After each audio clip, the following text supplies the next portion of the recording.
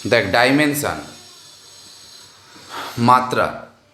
এবার এই ডাইমেনশান চ্যাপ্টারে ফার্স্ট যারা জানতে হবে সেটা হচ্ছে ফান্ডামেন্টাল ইউনিট, মূল এককগুলো কী কী আছে। যে মূল একক কাকে বলে না, যে সমস্ত রাশির একক দিয়ে অন্য কোনো রাশি একক গঠিত হয়। মানে ব্যাপারটা আমি তোকে এরকম বলি, ধরো আমার বডি, এই বডিটা তৈরি হওয়া, বডিটাকে মেকিং করার জন্য আমাদের হার্ট দরকার, কিডনি দরকার, লাংস দরকার। এই হার্ট, কিডনি, লাংস হচ্ছে ফান্ডামেন্টাল ইউনিট। আর পুরো বডিটা তৈরি হয়ে গেছে, এটা হচ্ছে পুরো বডিটা হচ্ছে একে বলে লব্ধ একক বলে। তাহলে এই যে হার্ট, কিডনি এগুলো ফান্ডামেন্টাল, মানে এইগুলো ছাড়া বডিটা তৈরি হতে পারে না। সেরকমই ফান্ডামেন্টাল ইউনিটগুলো কী কী আছে। এক নম্বর যেটা জানিস সেটা দৈর্ঘ্য, ইংলিশে বলে কি লেন্থ, এল। তাহলে দৈর্ঘ্যের যখন তুই ডাইমেনশান বার করবি, দৈর্ঘ্যের উপর থার্ড ব্র্যাকেট দিতে হবে, যার ডাইমেনশান পাবি তার উপরও থার্ড ব্র্যাকেট দিতে হবে, এটা মাথায় রাখতে হবে কিন্তু।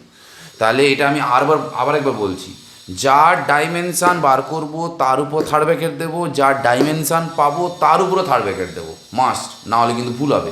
কেন, কী ব্যাপার, সেগুলো আমি একটু পরেই আলোচনা করি, থার্ড ব্র্যাকেট না দিলে কী ভুল হবে। তারপরে কি হয়, ভর, ইংলিশে বলে মাস, কি হয় ক্যাপিটাল এম। তারপর কি হয় না সময়, ইংলিশে বলে টাইম, টাইম ক্যাপিটাল টি। তারপরে কি আছে উষ্ণতা, ইংলিশে বলে টেম্পারেচার, এটাকে কে দিয়েও লেখা হয়, অর অর থিটা দিয়েও লেখানো হয়। তারপর আছে প্রবাহ মাত্রা, মানে কারেন্ট, প্রবাহ মাত্রা, একে কি লেখা হয়, আই দিয়েও লেখা হয় অথবা ক্যাপিটাল এ দিয়েও লেখা যায়। আরও আছে হচ্ছে পদার্থের পরিমাণ, মানে আমরা যে গ্যাসকে যে পরিমাপ করি না, ওটা একটা মূল একক, তাকে মোল দিয়েই লেখা হয়, মোল দিয়ে লেখা হয়। আর একটা আছে লুমিনিয়াস ইন্টেন্সিটি, দীপন প্রাবল্য বলে, লুমিনিয়াস ইন্টেন্সিটি, একে সিডি দিয়ে লেখা হয়, ক্যান্ডেল। দেখ আমাদের এত কিছু জানা দরকার নেই, এটা এটা এটা এটা এটা জানলেই হবে, এই দুটো না জানলে হবে। এটা হচ্ছে পদার্থের পরিমাপ, মোল, এটা একটা মূল একক। লুমিনিয়াস ইন্টেন্সিটি, যেটা দীপন প্রাবল্য, এটা সিডি ক্যান্ডেল লেখা হয়, এটা একটা মূল একক। আর এইগুলো জানলে হবে, এই প্রথমে 1 2 3 4 5টা জানলেই হবে। এইগুলো দিয়ে আমরা কারোর কোনো রাশির এককগুলো বার করব আমরা। এবার দেখ ডিসপ্লেসমেন্টের মাত্রা কি। ডিসপ্লেসমেন্ট মানে সরণ, সরণ এস দিয়ে লেখা হয়, সরণ। এবার সরণ কাকে বলে না, তোর মনে কর আমি এখান থেকে স্টার্ট করে এখানে এলাম, আমি এ বি থেকে সিতে পৌঁছেছি, আমি এ বি সি হয়ে এসেছি। তাহলে এ আর বি এর মাঝখানে শর্টেজ ডিস্টেন্স কোনটা, এসি, এই এসিকে বলা হয় displacement. R A B C দূরত্বটাকে বলা হবে ডিস্টেন্স, এ বি সি ডিস্টেন্সটাকে বলবো, এটাকে বলবো ডিস্টেন্স, দূরত্ব বলে। আর এ আর সি এর মাঝখানে যে লম্ব দূরত্ব, সবচেয়ে মিনিমাম ডিস্টেন্স, একেই বলা হয় সরণ। মানে এটা তাহলে কী দিয়ে মাপবো, স্কেল দিয়ে মাপবো। এটা একটা দৈর্ঘ্য বোঝাচ্ছে, তাহলে এর ডাইমেনশান কী হবে, এল হবে।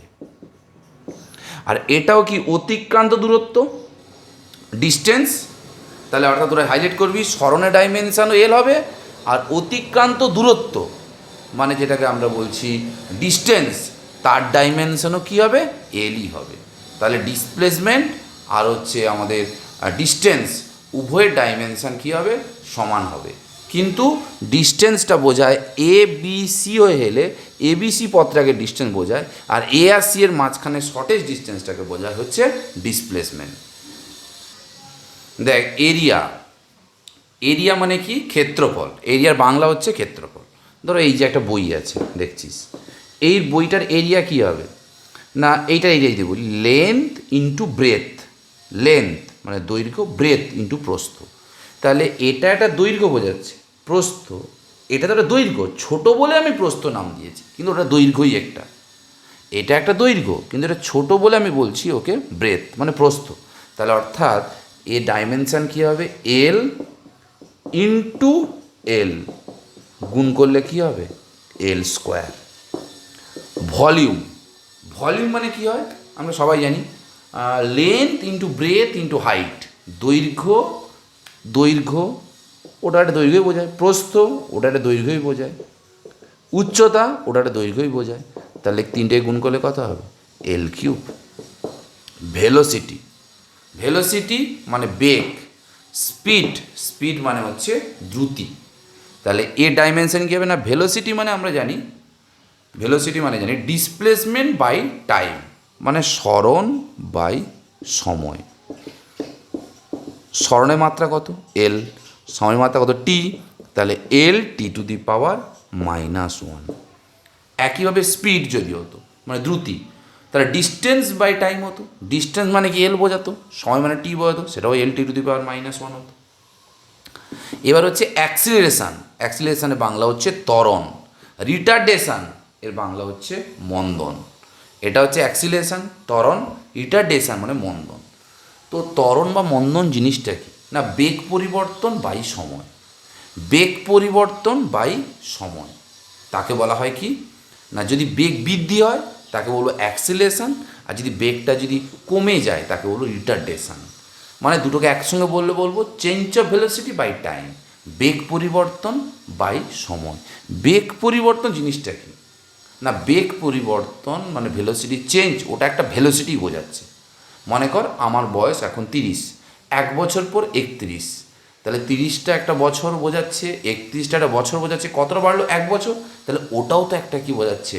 বছরই বোঝাচ্ছে। অর্থাৎ বেগ বৃদ্ধি বা বেগ পরিবর্তন ওটা বেগই বোঝাচ্ছে। তাহলে ওটা কত হবে? এল T to the power -1 by কত? সময় বলেছি, বেগ পরিবর্তন বাই সময়।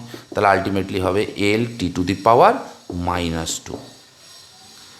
এবার রিটার্ডেশনের ক্ষেত্রে একই হবে, ডাইমেনশন একই হবে, কনসেপ্ট আলাদা। ওটা বেগটা কমবে, বেগ কমা বাই সময়, মানে decrease of velocity by time.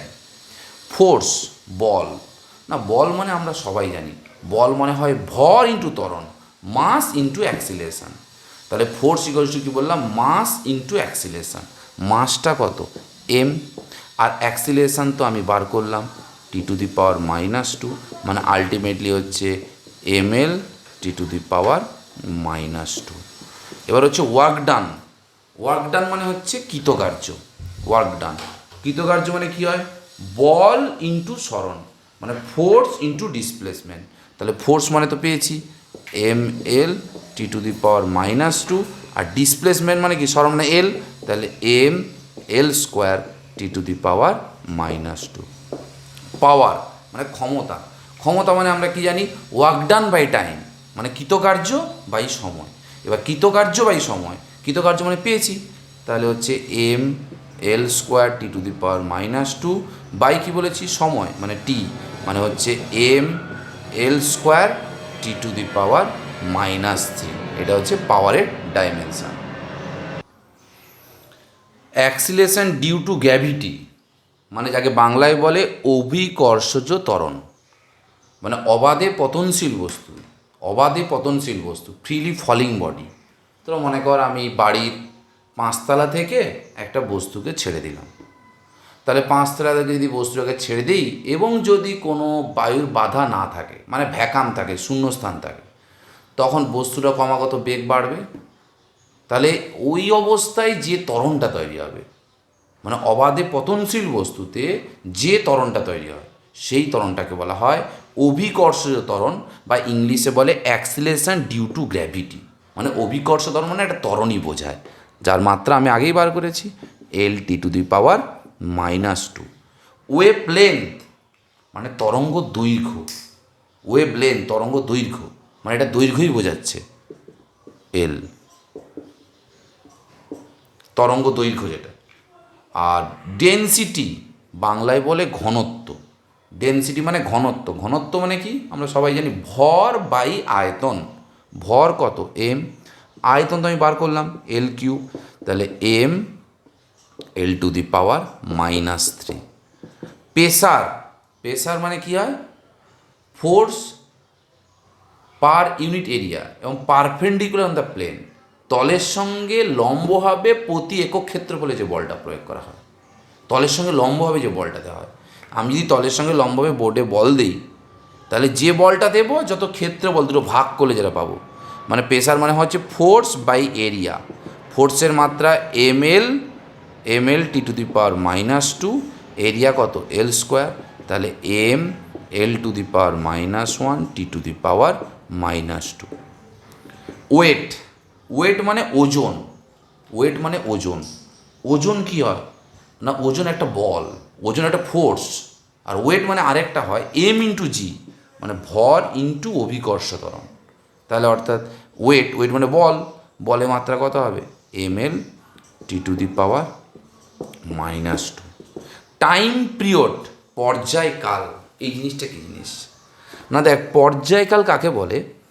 ধরো একটা মাঠ আছে, মাঠের চারপাশে এ থেকে স্টার্ট করলাম, আবার এগিয়ে আবার এতে চলে এলাম, পুরো এক পাক ঘুরতে আমার যে সময় লাগে তাকেই বলে পর্যায়কাল।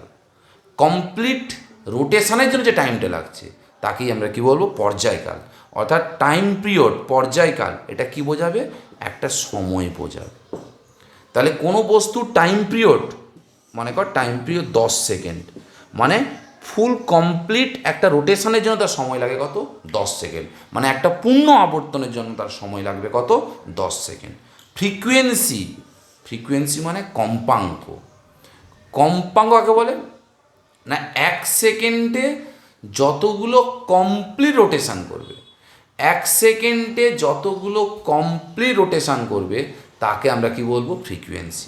অর্থাৎ ফ্রিকোয়েন্সি হচ্ছে যে কমপ্লিট, মানে 1 সেকেন্ডে যতগুলো কমপ্লিট রোটেশন। ধরো মনে করো যদি বলি কোনো বস্তুর কম্পাঙ্ক 20, মানে এই কথা অর্থ হচ্ছে সে এই পয়েন্ট থেকে শুরু করে এই পয়েন্টে সে 1 সেকেন্ডে 20 বার যাতায়াত করবে, মানে 20 বার পূর্ণ আবর্তন করবে, তাকে বলা হচ্ছে ফ্রিকোয়েন্সি। আর এবার ফ্রিকোয়েন্সি আর কম্পাঙ্কের মধ্যে কি সম্পর্ক আছে এটা আমাকে জানতে হবে। দেখো তাহলে কম্পাঙ্ক মানে যদি কোনো বস্তুর কম্পাঙ্ক টি হয়, মানে টাইম পিরিয়ড, পর্যায়কাল যদি টি হয়, তাহলে আমি কি বলেছি, পর্যায়কালকে বলে 1 সেকেন্ডে পূর্ণ আবর্তন করতে, মানে একটি পূর্ণ আবর্তনের জন্য যে সময় লাগে। তাহলে পর্যায়কাল টি সেকেন্ড, মানে টি সেকেন্ডে একটি কমপ্লিট রোটেশন হবে, এটা পর্যায়কাল। তাহলে 1 সেকেন্ডে কটা রোটেশন হবে, 1/t। তাহলে 1 সেকেন্ডে এতবার রোটেশন হচ্ছে তাকেই তো বলা হবে কম্পাঙ্ক, এন দিয়ে লিখবো। তাহলে frequency into time period multiply কত হচ্ছে 1, তাহলে কম্পাঙ্ক সমান কত 1/t। তাহলে এর ডাইমেনশান কত হবে না, টি এর ডাইমেনশান কত হয়, মানে সময় উপরে গেলে t⁻⁻1, অর্থাৎ ফ্রিকোয়েন্সি ডাইমেনশান হবে t⁻⁻1, বা যেটা এসআইতে যার এককটা হচ্ছে কত,2⁻⁻1, বা একে কী বলা হয়, হার্জ। 2⁻⁻1 বার যাকে বলে হার্জ বলে। বা আরেকটা একক লেখা হয় CPS, cycle per second. CPS মানে হচ্ছে সাইকেল পার সেকেন্ড। অ্যাঙ্গেল যাকে বলা হয় কোণ, কোণ মানে কি, এই যে মাঝখানে যে অ্যাঙ্গেলটা তৈরি হয়েছে এটাকে কি বলা হয়, আর্ক, বাংলায় বলে বৃত্তচাপ।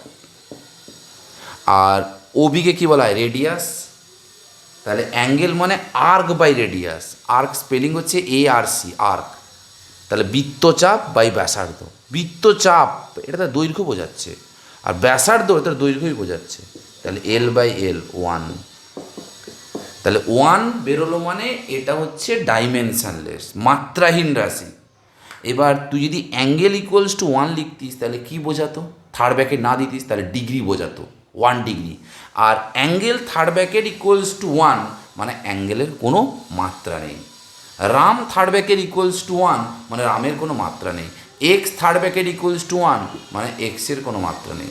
আমার নাম Rajesh, Rajesh third bracket equals to 1 মানে রাজেশের কোনো মাত্রা নেই। অর্থাৎ যার মাত্রা নেই মানে ওটা থার্ড ব্র্যাকেট ইকুয়ালস টু 1 দিতে হবে। রাজেশ ইকুয়ালস টু 1 মানে রাজেশের মানটা হচ্ছে 1, দুটোর মধ্যে এটা হচ্ছে পার্থক্য। সাইন থিটা, সাইন থিটা মানে কী হয় আমরা সবাই জানি, সাইন থিটা পারপেন্ডিকুলার বাই হাইপোটেনিউস, লম্ব বাই অতিভুজ। লম্ব তো দৈর্ঘ্য বোঝায়, অতিভুজ দৈর্ঘ্য বোঝায়, তাহলে কত হবে 1। একই হবে কস থিটা সমান কত, ভূমি বাই অতিভুজ, base by hypotenuse, L by L, এটাও কত হবে? 1 হবে। এবার হচ্ছে রিফ্র্যাক্টিভ ইন্ডেক্স, বাংলায় বলে প্রতিসারাঙ্ক। এটা সাধারণত এই সিম্বল দিয়ে লেখা হয়, মিউ সিম্বল দিয়ে লেখা হয়। Refractive index, প্রতিসারাঙ্ক। প্রতিসারাঙ্ক কাকে বলে? তোদের মানে লালোতে ছিল, যখন একটা লাইট এই মাধ্যম থেকে এই অন্য একটা মাধ্যমে যাবে, এই কোণটা আই, এই কোণটা আর, তাহলে এই সাইন আই আর সাইন আর এর অনুপাতকে বলবো, সাইন আই ও সাইন আর এর অনুপাতকে আমরা কি বলবো? রিফ্র্যাক্টিভ ইন্ডেক্স, বাংলায় যাকে বলছি আমরা প্রতিসারাঙ্ক। এটার কোনো সাইন আই, সাইনের কোনো মাত্রা হয় না, এক্ষুনি বললাম। কস আর এরও কোনো মাত্রা হয় না, তাহলে কত হবে? 1। অর্থাৎ রিফ্র্যাক্টিভ ইন্ডেক্স, প্রতিসারাঙ্কের কোনো মাত্রা নেই। পোটেনশিয়াল এনার্জি, স্থিতিশক্তি। স্মৃতিশক্তি কাকে বলে? তোরা সবাই পড়েছিস। স্মৃতিশক্তি মানে work done against the force, বলের বিরুদ্ধে যে কার্য করি, বলের বিরুদ্ধে যে আমরা কার্য করি, সেই কার্যকে বলা হয় পোটেনশিয়াল এনার্জি, স্মৃতিশক্তি। ব্যাপারটা কেমন দেখ, মনে কর আমি ভূপৃষ্ঠে আছি, এটা হচ্ছে আর্থ সারফেস। আমি এখান থেকে একটা বস্তুকে এখানে তুলে আনবো, এমভরে বস্তুকে। কতটা হাইট উপরে তুলব? মনে কর এইচ হাইট উপরে তুললাম এমভরে বস্তুকে। তাহলে আমি যখন উপরে তুলেছি, তাহলে ওর বলটা কোন দিকে কাজ করছিল? নিচের দিকে। তাহলে আমি বলের বিরুদ্ধে এতটা সরণ ঘটিয়েছি, তাহলে বলের বিরুদ্ধে কতটা কাজ করেছি? না, কার্য সমান হবে বল ইন্টু সরণ। বল কত? mg, সরণ কত? h, অর্থাৎ mg ইন্টু এইচ, এটা হচ্ছে বলের বিরুদ্ধে কার্য করা, তাকেই বলা হয় পোটেনশিয়াল এনার্জি। তাহলে বলের ভরের মাত্রা কত? m, ত্বরণের মাত্রা কত? l t to the power -2, h কত? l, তাহলে আলটিমেটলি কত হলো? m l square t to the power -2। Kinetic energy, যাকে বলা হয় গতিশক্তি। গতিশক্তি মানে কি হয়? হাফ ইন্টু মাস, ভর, ইন্টু ভেলোসিটি স্কোয়ার, বেগের স্কোয়ার। হাফ, হাফের তো কোনো মাত্রা নেই, মাত্রা নেই মানে কত? 1। ভরের মাত্রা কত? m। বেগ, বেগের মাত্রা কত? l t টু দি পাওয়ার কত হবে? বেগের মাত্রা l t to the power -1, তার স্কোয়ার দেওয়া আছে। তাহলে এটা করলে কত হবে? m l square t to the power -2।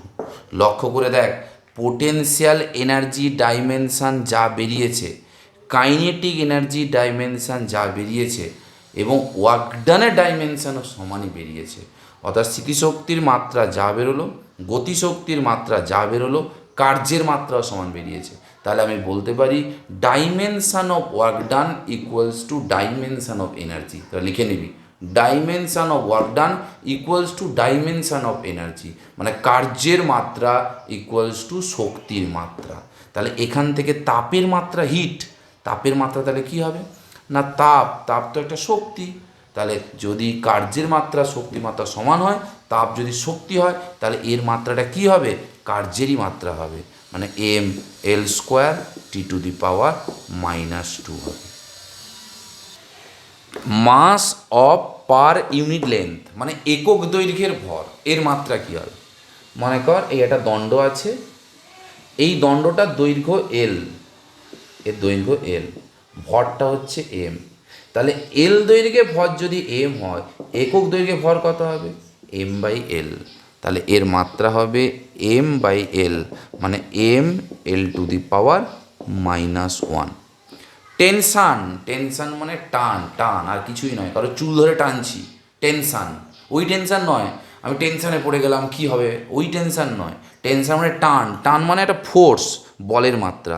তাহলে m l t to the power -2। Escape velocity, এর বাংলা হচ্ছে মুক্তিবেগ। মুক্তিবেগ মানে, ও তোরা পড়েছিস, কোনো বস্তুকে এমন একটা বেগ দিয়ে ছুঁড়ে দেবো, এমন কীরকম বেগ? ন্যূনতম বেগে ছুঁড়ে দেবো যে পৃথিবীর আকর্ষণ বাইরে চলে যাবে, মহাশূন্যে চলে যাবে, সেই বেগটাকে বলা হয় মুক্তিবেগ। মুক্তিবেগ মানে বেগই বোঝাচ্ছে, বেগেরই মাত্রা হবে। তাহলে বেগের মাত্রা কত হয়? l t to the power -1। Gravitational constant, মহাকর্ষীয় ধ্রুবক। মহাকর্ষীয় ধ্রুবক তোরা মনে হয় ক্লাস 8-এ পড়েছিলিস। দুটো বস্তু আছে, এদের মধ্যে আকর্ষণ বল ভরের গুণফলের সমানুপাতিক, এদের মাঝখানে দূরত্ব যেটা থাকে তার বর্গের ব্যস্তানুপাতিক।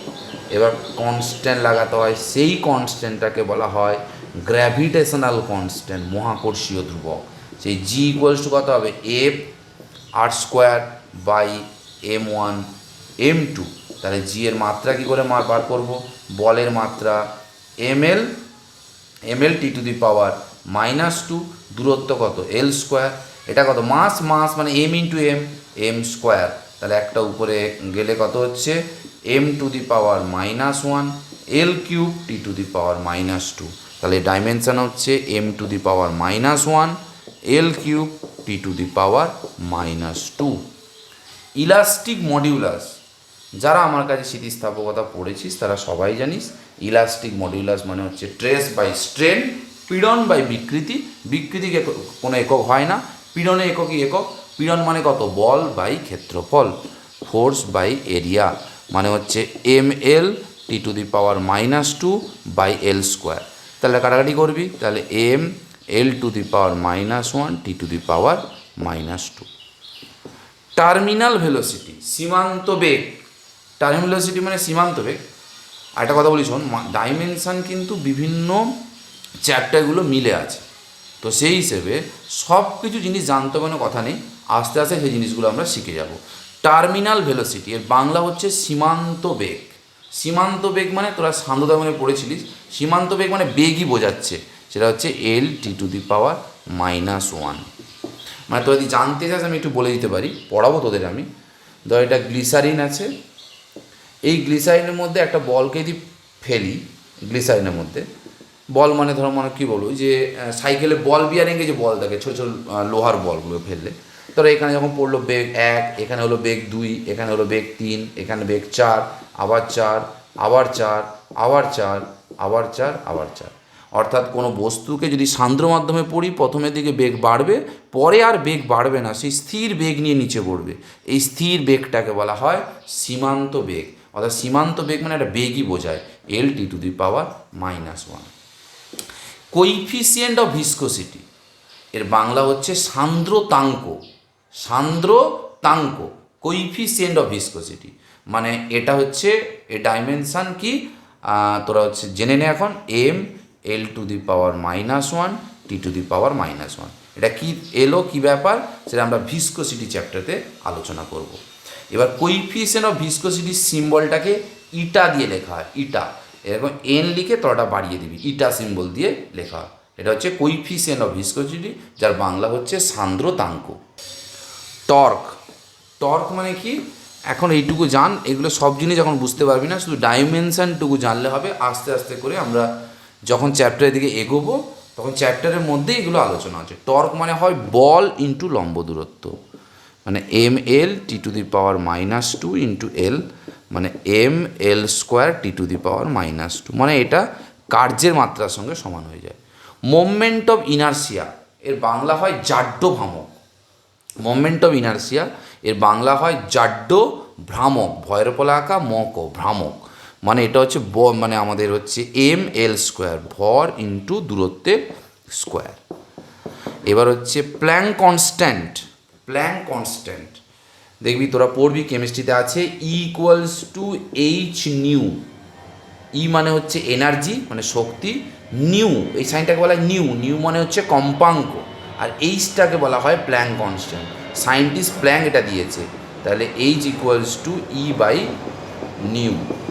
তাহলে ই এর মাত্রা কত, ই মানে তো শক্তি, শক্তি মানে work done, ml square T to the power -2, আর কম্পাঙ্কের মাত্রা হচ্ছে টি টু দি পাওয়ার -1।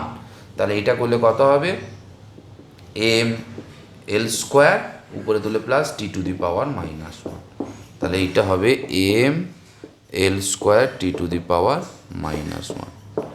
এবার হচ্ছে ইম্পালস। ইম্পালস, ইম্পালসের বাংলা হচ্ছে ঘাত। ঘাত বলে, ঘাত মানে কি বল ইন্টু সময়, বল ইন্টু সময়।